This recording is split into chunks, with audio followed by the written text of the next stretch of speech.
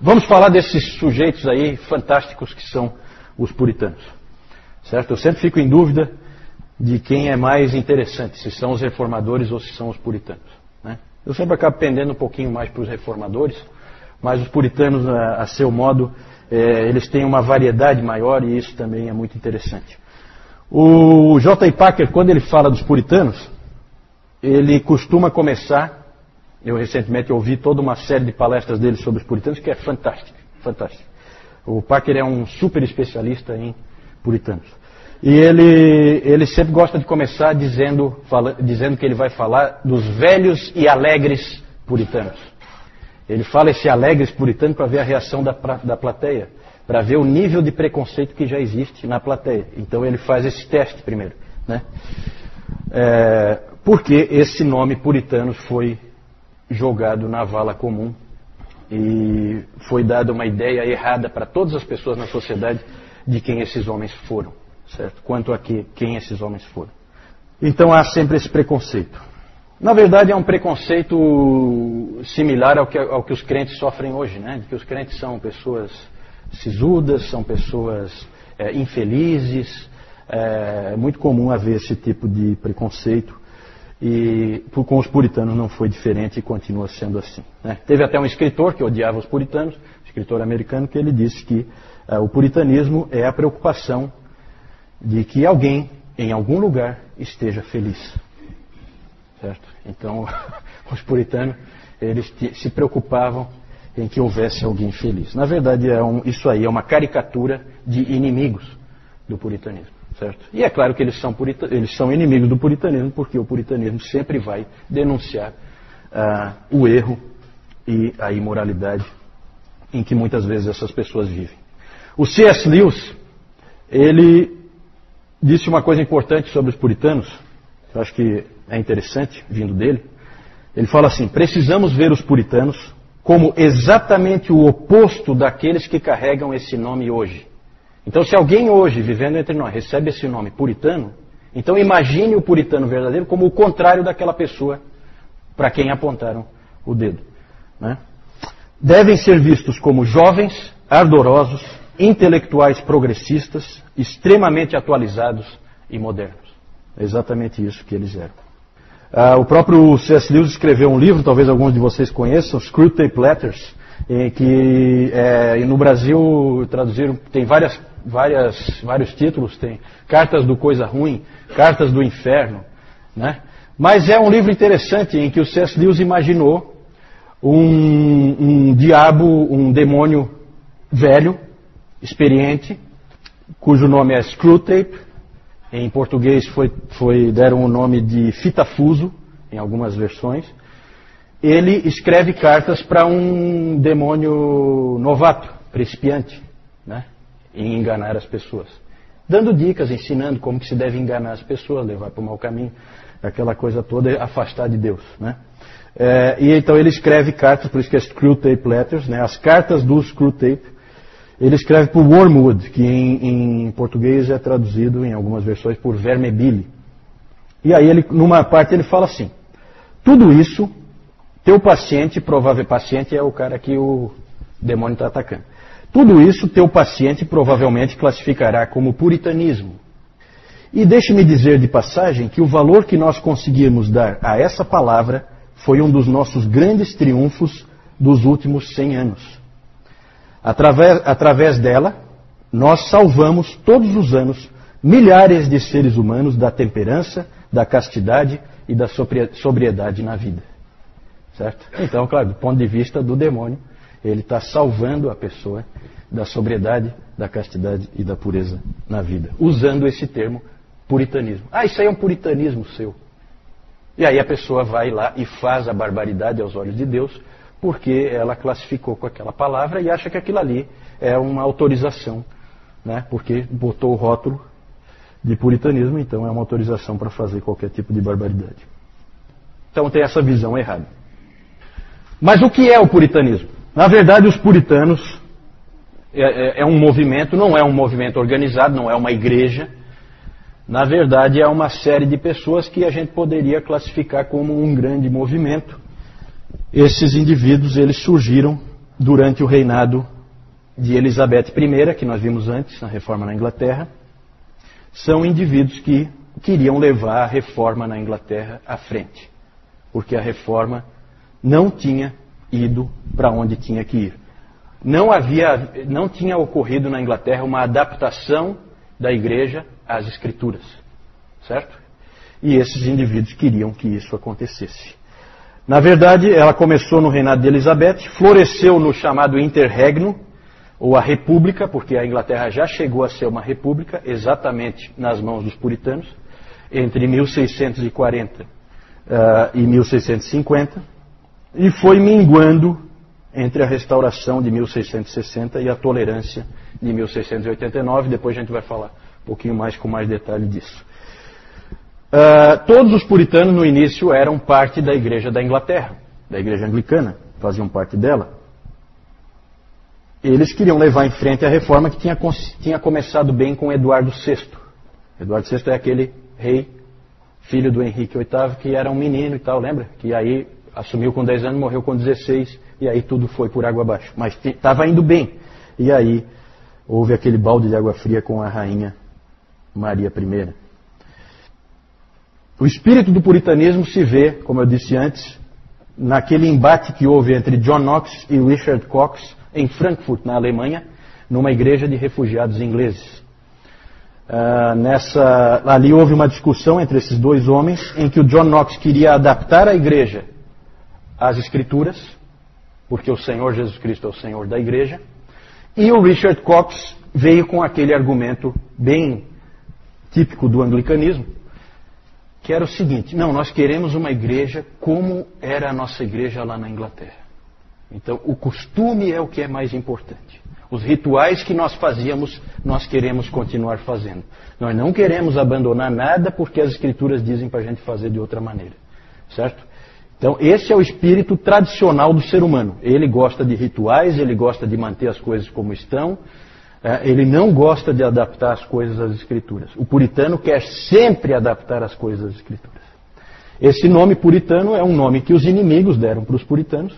É um nome jocoso, certo? Porque esse cara aqui, ele quer pureza em tudo, não pode nunca ter uma coisinha de fora, tudo tem que ser do jeito que a Bíblia diz e tal. Esse é o espírito puritano, tudo tem que ser como a Bíblia diz. Na verdade, não está distante do que nós vimos do Zwingli, do que nós vimos do Calvino, né? E a influência do Calvino sobre os puritanos é enorme. Uma grande conquista deles foi a criação da Bíblia de Genebra. Então é interessante, aí você já vê toda a ligação. Se a Bíblia dos puritanos é a Bíblia de Genebra, assim chamada, você vê que há uma ligação clara com Calvino. Certo? Na verdade, é uma tradução da Bíblia que foi feita por uma série de eruditos em Genebra, usando como base a tradução do William Tyndale. Só que o interessante dessa Bíblia são as anotações dela. As anotações que esses puritanos faziam. E essa era a Bíblia dos puritanos, certo? Hoje em dia existe nos Estados Unidos um movimento muito forte dentro das igrejas, que é chamado do movimento de King James Only, que é só usar a Bíblia King James. Qualquer outra Bíblia não pode ser usada, certo? Então tem muitas igrejas que não, é King James, King James, King James, e muita gente equivocadamente acha que essa foi a Bíblia dos puritanos. Na verdade, essa Bíblia era considerada uma inovação. A Bíblia dos puritanos é a Bíblia de Genebra. Essa é a Bíblia dos puritanos. A outra é a Bíblia King James, ou a versão autorizada, como os ingleses chamam. Ela é uma inovação, é uma coisa nova. Ela surgiu em 1611 e ela leva o nome desse rei Tiago, né? James é Tiago, a Bíblia do rei Tiago, que esse cara aí é um grande inimigo do Evangelho, né? Ah, fala isso? Ah, interessante, interessante. Então você já vem aí, confirma essa coisa assim. A Bíblia de Genebra é a verdadeira Bíblia que os puritanos usavam e que eles gostavam, né? Aqui em James não é bem assim. As pessoas fazem, elas se confundem. Tem muita gente que acha que a King James era a Bíblia dos puritanos. Não é bem assim. Os puritanos tiveram uma grande decepção com a rainha Elizabeth, porque eles esperavam que, como ela era protestante, a reforma continuasse.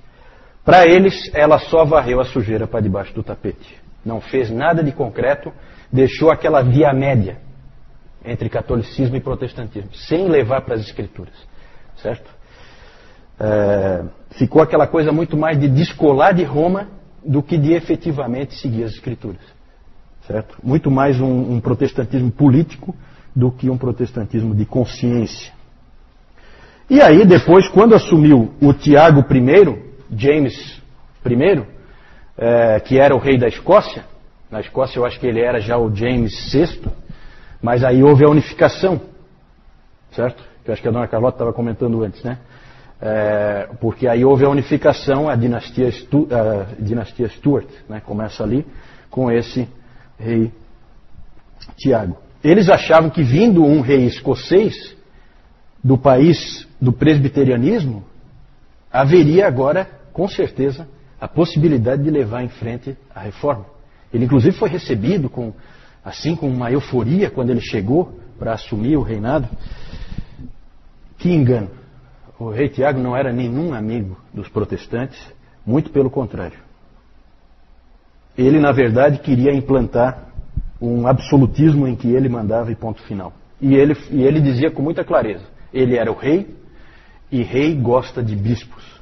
Né? Por quê? Bispo eu nomeio, eu vou lá e eu ponho o meu chapa para ficar lá sendo o bispo. Certo? Isso é controle político. Para quem quer ser um senhor absoluto, é importante. Depois, com Carlos I, aí o desânimo foi total. Porque esse Carlos I, ele colocou algumas pessoas em algumas funções importantes, como por exemplo o arcebispo da Cantuária, que é a mais importante dentro da igreja da Inglaterra, depois do rei. Ele colocou um sujeito chamado William Laud, e esse sujeito aí foi um dos maiores inimigos dos puritanos. Perseguiu os puritanos severamente. Grande inimigo dos puritanos, arcebispo William Laud, certo? Porque esse William Laud queria, junto com o próprio rei Carlos I, eliminar os puritanos do mapa.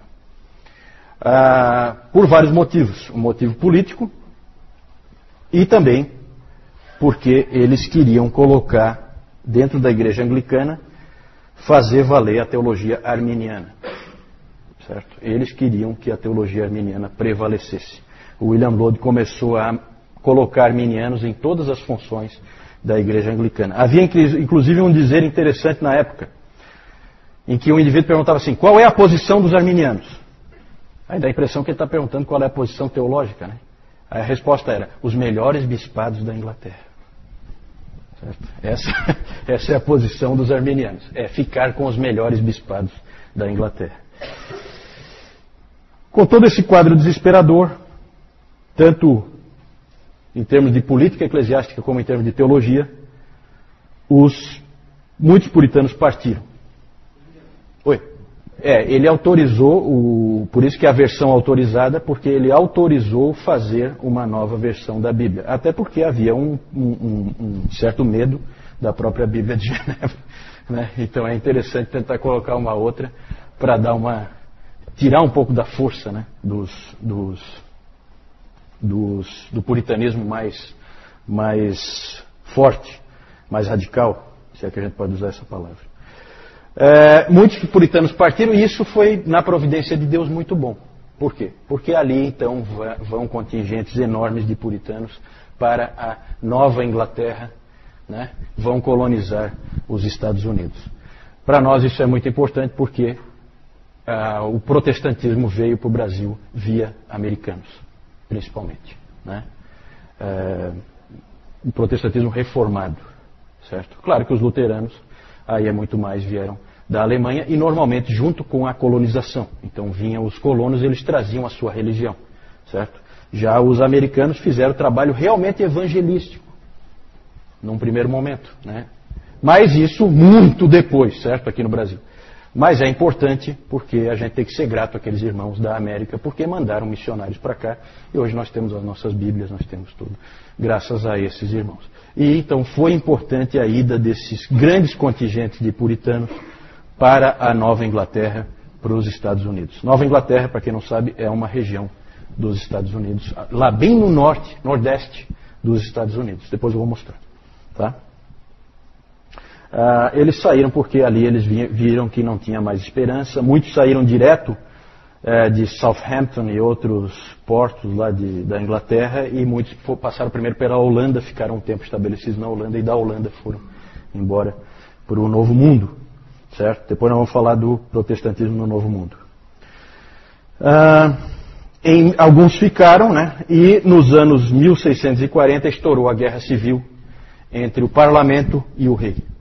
Por quê? Porque várias atitudes do Carlos I indicavam que ele queria governar de maneira absolutista.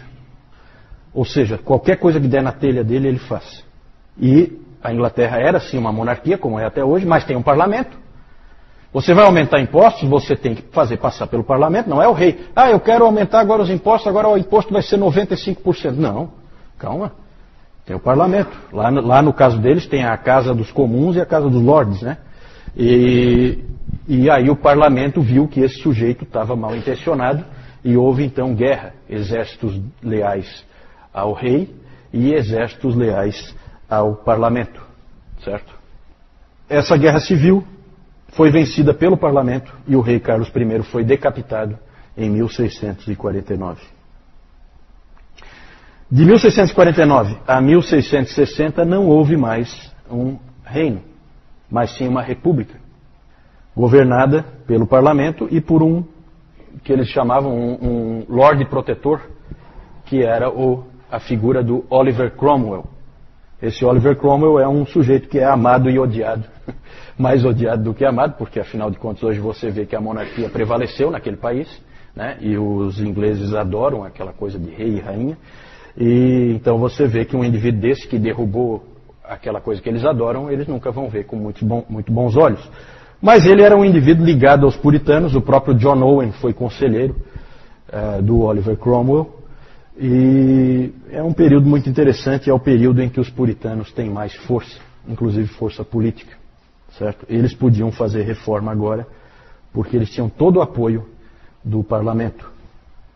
Houve uma série de problemas e tal, no final assumiu o Richard Cromwell, que era o filho do Oliver Cromwell, assumiu quando o Cromwell morreu, e ele não era bom, ele era um péssimo líder, confuso, e o que acabou acontecendo no fim das contas é que 20 meses depois do Oliver Cromwell morrer, o rei Carlos II voltava à Inglaterra e sentava no trono da Inglaterra e o Reino Unido estava restabelecido. Na verdade houve uma série de problemas, eu não vou entrar em detalhes, mas os escoceses meio que sabotaram a coisa, porque os escoceses quando o Carlos I foi morto, eles colocaram o Carlos II como rei da Escócia.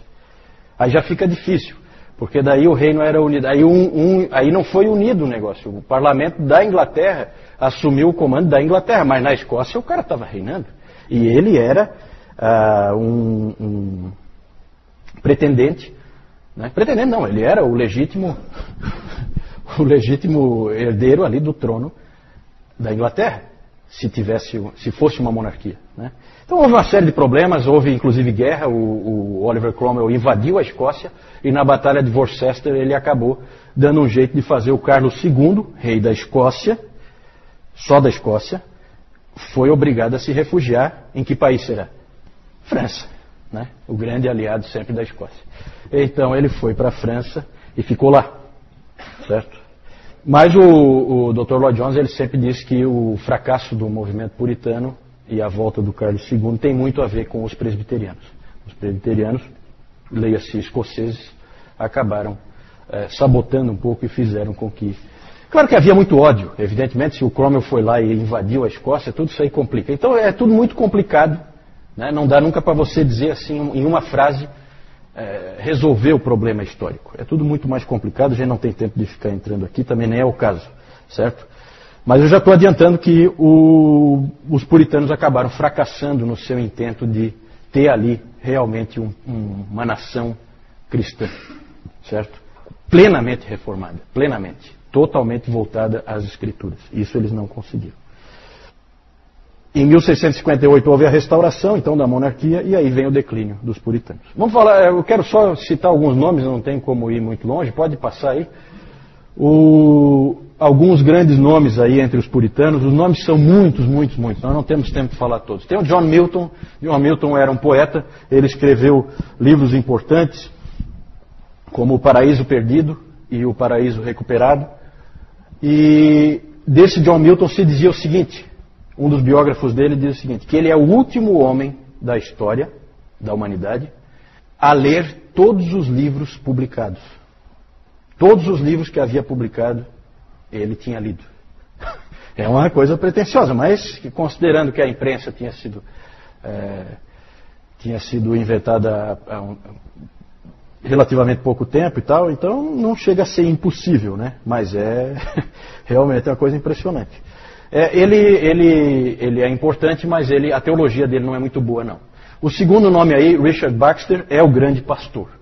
Certo? Esse Richard Baxter é um pastor fascinante. Ele fez um trabalho em Kidderminster, que é uma pequena cidade lá da Inglaterra. Ele trabalhou 15 anos, e o que se diz dele é que quando ele chegou lá, não havia nenhum cristão. Quando ele saiu, não havia nenhum ímpio. Porque realmente o trabalho dele foi um trabalho fantástico. Esse cara aí é famoso por fazer aquelas visitações às famílias. Ele então checava como é que está a vida espiritual de cada um. E ele escreveu aquele livro, temos em português, O Pastor Aprovado, né? Que muitos caras desanimam quando leem por causa do padrão elevadíssimo, né? O Dr. Calhoun sempre fala, nunca desanime por causa do padrão elevado que os puritanos colocam no papel, certo? Coloque aquilo como um alvo, mas lembre da graça sempre, né? Mas realmente é um padrão elevado. Outros livros dele, ele tem livros fantásticos, esse Richard Baxter. Um Chamado ao Não Convertido, né? Aqui no Brasil tem traduzido Convite para Viver, que ele usa um texto ali, sensacional ali, ele coloca de uma maneira fantástica, um chamado realmente para aqueles que não são convertidos, para que venham ao Senhor. O Descanso Eterno dos Santos é outro livro dele, em que ele fala do porvir. E o livrão gigantesco dele, um baita de um livro, é o Diretório Cristão. Diretório Cristão, em que tem, é um livro em que simplesmente você tem tudo que você puder imaginar ali em termos de consciência, em termos de ética cristã, você encontra nesse Diretório Cristão do Richard Baxter, sempre levado aos mínimos detalhes, como os puritanos sempre faziam. A pregação dele era sempre regida pelo lema, primeiro luz, depois calor. Então ele sempre achava que ele tinha que instruir para depois motivar. Né? Não adianta você ter só uma fé cega assim, que você, sabe, muito discurso, as pessoas vão e tal, mas não sabem nem por que estão indo. Não, a gente precisa conhecer. Eu tenho um livretinho dele em que ele fala assim, né, que é muito comum as pessoas dizerem, porque você pode conhecer e não ter vida cristã. Aí ele respondia, mas sem conhecer eu já sei que você não tem. Então ele colocava a coisa com muita clareza. Assim. É um sujeito realmente importantíssimo esse Richard Baxter. Não é o melhor teólogo, ele é o melhor não, mas ele é um dos grandes pastores. Né? O melhor teólogo é esse próximo aí, John Owen, certo? O príncipe dos teólogos puritanos. É o Calvino da Inglaterra. Né? Esse John Owen foi sem dúvida o grande teólogo dos puritanos. Ele é autor daquele livro A Morte da Morte na Morte de Cristo e de muitos outros livros. Ele escreveu também a Declaração de Savoy. A Declaração de Savoy é uma adaptação da Confissão de Fé de Westminster para atender as igrejas congregacionais, porque a Confissão de Fé de Westminster acabou saindo, por força da influência interna lá, acabou saindo presbiteriana. Mas tinha várias pessoas ali dentro que não eram presbiterianas e, portanto, elas se viam no direito de tomar para si também, como aconteceu, depois nós vamos falar disso, né? Mas a Confissão de Fé Batista de 1689 é quase igual, só que ela tira o presbiterianismo. Por quê? Porque os batistas nem tiveram assento na Assembleia, certo? Mas os congregacionais tiveram, só que eles foram voto vencido. Então, né, o John Owen foi o responsável por adaptar ao pensamento congregacional. É interessante porque a Banner of Truth Trust, editora inglesa, ela publicou recentemente uma coleção de uma coletânea de textos de John Owen. Essa coletânea tem 16 volumes. É enorme. Os escritos completos do John Owen são muito maiores. O Dr. Lloyd Jones, quando se casou em 1927, ele ganhou de alguns amigos de presente de casamento, de segunda mão, né, as obras completas de John Owen. É um baita de um monte de livros, né? E as obras completas do Richard Baxter também, certo? Para ele era um presentão, né? Para a mulher eu acho que ela não. Não. Aí que tu te enganas, a esposa dele é fantástica. E talvez o favorito de todo mundo é esse próximo aí, John Bunyan. John Bunyan é um cara fantástico.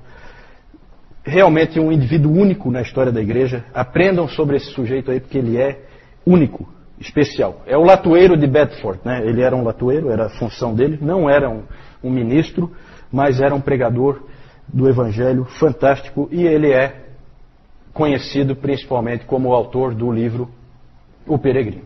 O Peregrino. Que alguém já disse que é a confissão de fé de Westminster com pessoas. Né? Alguém já falou que o Peregrino é a confissão de fé de Westminster com pessoas nela. Aí tem muitos outros nomes que a gente poderia falar: John Flavel, Richard Sibbes, Thomas Goodwin, Thomas Watson, Stephen Charnock, Thomas Manton e muitos outros desses puritanos ingleses a gente poderia citar. Século XVII, quando você pensa em século XVII, pense em puritanos. Esses são os grandes homens de Deus daquele século.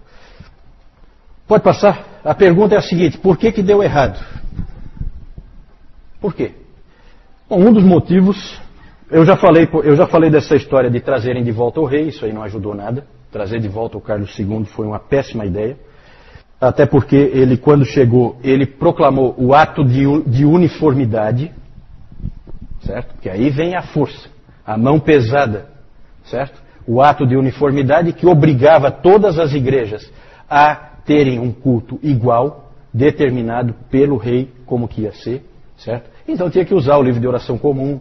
É anglicanismo, obrigatório, em todas as igrejas. É o ato de uniformidade. Muitos puritanos, o que vocês podem imaginar desses caras? Conscientes como eles eram, o que eles fizeram? Bateram o pé. Contra a nossa consciência nós não vamos agir nunca. Nós não vamos levar um culto que não é de acordo com as Escrituras. Não importa quem mandou, se foi o rei, se não interessa, não quero saber. Nada mais, nada menos que cerca de 2 mil pastores puritanos simplesmente disseram não para o rei e foram expulsos então da sua função, do seu ganha-pão. Passaram momentos difíceis porque mantiveram-se firmes na palavra de Deus. É a chamada grande ejeção de 1662. 2 mil pastores deixaram seus púlpitos. E muitos foram perseguidos, como o nosso querido John Bunyan. Perseguido, preso, foi na prisão de Bedford que ele escreveu O Peregrino. John Bunyan, nós temos que ter um carinho especial por John Bunyan, porque, dentre outras coisas, além de ser essa pessoa fantástica que ele foi, grande pregador do Evangelho, ele era batista. É o batista famoso mais antigo que existe, é John Bunyan, certo? Tem outros nomes, evidentemente. A Igreja Batista não começou com ele, mas ele era um batista. Agora vejam como é o espírito de John Bunyan. E o próprio Lloyd Jones, aqui no livro, ele tem uma palestra em que ele fala sobre John Bunyan. E aí não é à toa que ele fala John Bunyan e a unidade da igreja, certo? Por causa do espírito desse homem. Você lê O Peregrino, você não sabe de que denominação é o autor. Você não faz a menor ideia. Você sabe que é um puritano, isso você percebe. Mas de que denominação ele é, você não percebe. Porque ele não era um indivíduo aferrado nessa pobreza denominacional, que levou a dar errado, certo? Principalmente por causa da mentalidade de muitos grupos, a mentalidade do tipo tudo ou nada. O Lloyd Jones aborda isso várias vezes, em várias palestras dele ele fala sobre isso, o erro que foi. Várias vezes os puritanos deveriam ter cedido e não cederam. Deveriam ter cedido por causa do irmão e não cederam em picuinha, em coisa, em detalhe, certo? Também. Eu vou falar já. Só para vocês terem uma ideia, que grupos que tinha ali. que eram chamados, né?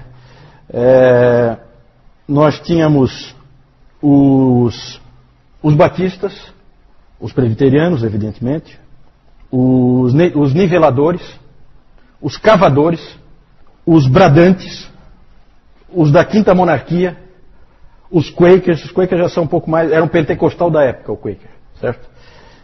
Já são um pouquinho mais diferentes assim. Mas eram todos grupos de puritanos com ênfases diferentes e que acabaram, sabe, um não se entendia com o outro. Isso aí, essa divisão entre eles não ajudava, porque eles tinham essa mentalidade do tipo tudo ou nada. Os presbiterianos não conseguiam se entender com os independentes. Os independentes são batistas, congregacionais, né, aqueles que acreditam que cada congregação deve ser independente. E os presbiterianos não concordavam com isso, porque eles pegavam aquele modelo da Escócia. Então um não entendia o outro, um não aceitava o que o outro dizia, e aí levava a divisão entre eles, em vez deles poderem andar juntos. Isso foi um erro. O Dr. Lloyd Jones sempre lamenta isso bastante e diz que eles deveriam ter cedido por diversas vezes. Outro aspecto que eu coloquei ali, é a excessiva mistura entre religião e política. Os puritanos, eles sempre se envolveram com a sociedade. Eles são do tipo, eles vêm com aquela mesma ideia do Calvino, né? Lembra lá da classificação de Niebuhr, que nós vimos já há vários domingos atrás? A posição de Cristo e cultura, como é que fica? Eles são do tipo Cristo transformador da cultura.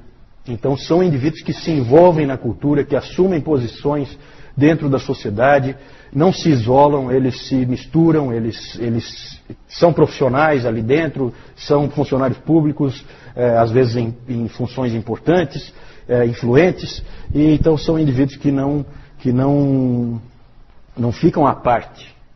Só que eles foram longe demais, né? Foram longe demais, exageraram na dose. Esse é um aspecto que foi ruim. O próprio John Owen disse que considerações e intrigas políticas minaram o movimento puritano. O Dr. Lloyd Jones sempre diz que nós temos que aprender com o que ocorreu entre 1640 e 1662. A batalha do Senhor deve ser com armas espirituais. As palavras dele, do Lloyd Jones. Algumas características bem rápido. Podíamos falar, há alguns anos atrás eu fiz um estudo com um grupo só sobre os puritanos. Um monte de estudos que nós fizemos sobre os puritanos. Podíamos ficar aqui o resto da vida só falando deles, características deles. Não temos de maneira nenhuma o tempo para isso. Fica o desafio, depois eu vou falar ali de alguns livros para vocês lerem. Mas a gente poderia dizer que algumas características deles que saltam aos olhos é a completude, no sentido de que eles são completos em tudo aquilo que eles abordam. Tudo vai ao mínimo detalhe, tudo é completo, tudo é checado. Eles são muito criteriosos em tudo que eles abordam, em todos os assuntos que eles tratam, tanto em teologia como em vida cristã. Sempre tudo é completo. O Diretório Cristão do Richard Baxter é um exemplo. É um exemplo. Ali ele se propôs, naquele livro, ele se propôs a tratar de casos de consciência. Né? O que são casos de consciência? Assim, uma determinada coisa que está acontecendo na sua vida, uma decisão que você tem que tomar e que você não sabe que caminho é o mais certo para escolher. Ele vai tratar disso aí em detalhe. Os vários tipos de situação que podem ocorrer são chamados casos de consciência. Lá ele também vai abordar como deve-se usar o conhecimento, como deve-se usar a fé, como progredir na vida cristã, como avançar na vida cristã, como vencer cada uma das tentações, como mortificar e vencer cada um dos pecados. Tudo detalhado, tudo detalhado. É enorme o livro. Eu acho que não, em português não. Eu acho que para traduzir talvez alguma versão resumida. Né? Geralmente quando você compra alguma coisa dos puritanos é resumido, porque os indivíduos escreviam muito, muito. Tá? Todos os livros deles são enormes. E também a linguagem difícil, então normalmente alguém vai e resume. E já é muito útil o próprio resumo. Segundo, a adoração bíblica. Eles são os grandes aplicadores do princípio regulador do culto. Nós cultuamos a Deus do jeito que Ele mandou a gente fazer. Esse era o pensamento deles. A gente já viu isso em Zwinglio, já viu isso em Calvino, mas eles levaram ao máximo que se pode levar. São os grandes aplicadores desse princípio. A maioria das pessoas gosta de uma adoração bonita. E os anglicanos especialmente, eles gostavam de uma adoração bíblica. É diferente. Eles removeram as vestimentas, removeram todas as imagens, removeram as cruzes, removeram tudo que eles puderam, eliminaram os dias santos, eliminaram as festas religiosas, até a Páscoa e o Natal eles eliminaram tudo. Tudo que não tinha base escriturística, eles tiraram. Para eles era fundamental. O princípio regulador do culto, ele é interessante, mas ele é difícil de aplicar. Tem que ter peito e coragem. Eles tiveram. A graça, todos eles eram calvinistas, certo? Então, a salvação vem de Deus. Eles sempre viam assim, e eles sempre deixaram claro que não é o pecador que salva a si mesmo, Deus é que salva o pecador. A lei, eles são os grandes mestres na questão da santificação. Terceiro uso da lei. Grandes mestres nessa parte de como viver a vida cristã, sabiam ensinar isso como poucos. Por vezes chegavam a soar meio legalistas. Às vezes um ou outro pode ter escorregado aí, certo? Sempre esse é um perigo para as igrejas reformadas. Por causa da ênfase no terceiro uso da lei, elas têm um risco de cair no legalismo, de cair num exagero, né? Colocar a santificação quase como a obediência aos mandamentos quase como uma condição à salvação. E isso às vezes não fica muito claro. Para os luteranos é o contrário. Eles tendem a cair mais na graça barata. Tanto que o próprio Dietrich Bonhoeffer, que era um luterano, ele escreveu muito naquele livro Discipulado, que é um livro excelente. A teologia do Bonhoeffer pode não ser assim, é uma teologia muito correta, mas aquele livro é muito bom. E ele ali fala da graça barata. É um risco que eles correm. O Dr. Calhoun disse que os reformadores os reformados precisam dos luteranos e os luteranos precisam dos reformados. Para sempre lembrar, toma cuidado. Aqui é um lugar perigoso para você andar. Né? Na verdade, se vocês quiserem aprofundar, saber mais, eu coloquei alguns capítulos. O título do capítulo é aquele ali mesmo, desse livro aí, Santos no Mundo. Você quer conhecer os puritanos, você leia esse livro primeiro. Tá? Ali você vai ter um capítulo, está nessa ordem mesmo. Trabalho, sexo e casamento, dinheiro, família, pregação, igreja e culto, Bíblia, educação, ação social. Eles têm a ensinar em todas essas áreas. Porque são indivíduos que levam a vida inteira à luz das Escrituras. Então nós temos muito a aprender com eles. Esse aqui já é um livro um pouquinho mais avançado, que vai abordar a coisa num patamar um pouquinho mais difícil, mas não tão difícil. Ele é um livro médio, né? Um livro do J. I. Packer, Entre os Gigantes de Deus, certo? Fala só sobre os puritanos, sob título Uma Visão Puritana da Vida Cristã. E aí, na verdade, aí não são os capítulos, são sessões, né? Perfil dos puritanos, os puritanos e a Bíblia, os puritanos e o Evangelho, os puritanos e o Espírito Santo, a vida cristã dos puritanos e os puritanos no ministério. Isso aí eu vou deixar para vocês aprofundarem. Eu acho que vale muito a pena. Pode passar? Não posso deixar de falar, nós não temos tempo, mas eu não posso deixar de falar da Assembleia de Westminster. A Assembleia de Westminster se reuniu naquela época em que havia disputa entre o rei e o parlamento. Rei Carlos I e o parlamento incomodado com a visão absolutista do Carlos I. O parlamento que convocou a Assembleia de Westminster.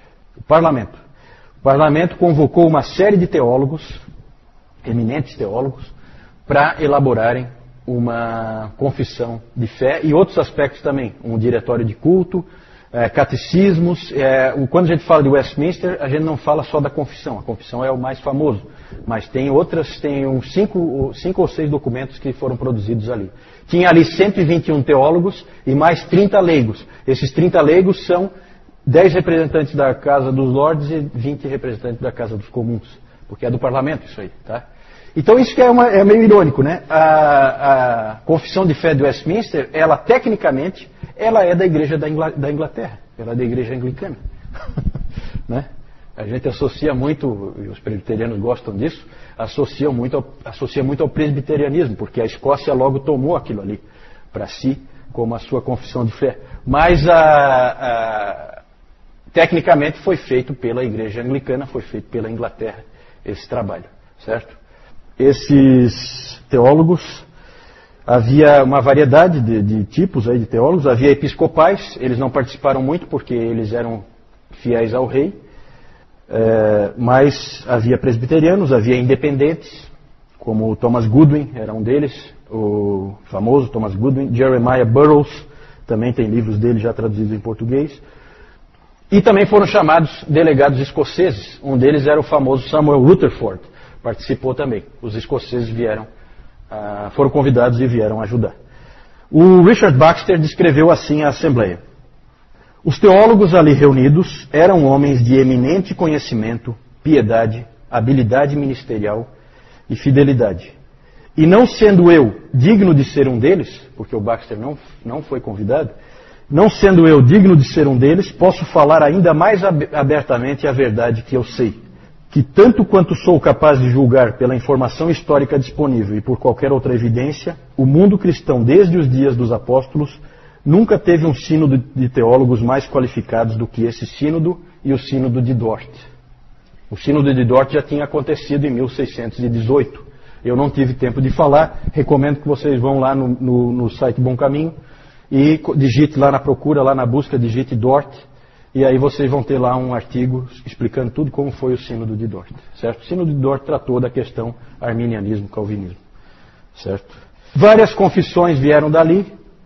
Os congregacionais, com a Declaração de Savoy, já falei, em 1658, John Owen adaptou para uso dos congregacionais, e os batistas também fizeram uso, adaptando a Confissão de Fé de Westminster na Segunda Confissão Londrina de 1689. Por que Segunda Confissão Londrina? Porque houve uma primeira, que eu até tenho ela, que ela é de 1644, certo? Anterior até à Confissão de Fé de Westminster.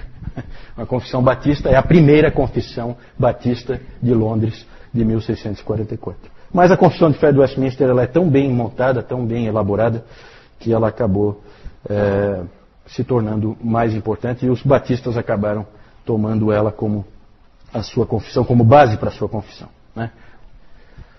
William Laud, grande inimigo dos puritanos, arcebispo da Cantuária, colocou arminiano na Igreja da Inglaterra até não poder mais. O Carlos I lá e o julgamento dele, lembrem-se que ele foi decapitado pelo parlamento. E aqui o Oliver Cromwell, que foi o Lorde Protetor durante a República.